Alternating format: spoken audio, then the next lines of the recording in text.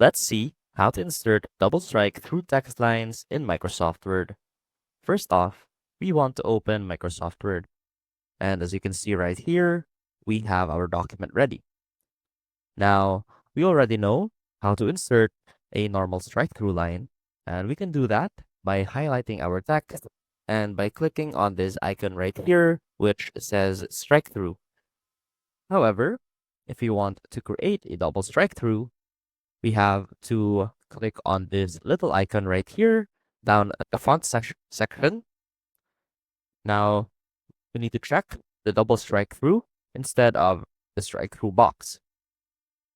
Now click on OK. And as you can see, our text now has a double strike through it. You can also set this as your default strike through if you want by clicking on Set as Default right here at the bottom. And that is how you can insert a double strike through text lines in Microsoft Word. I hope this helped, and I will see you soon.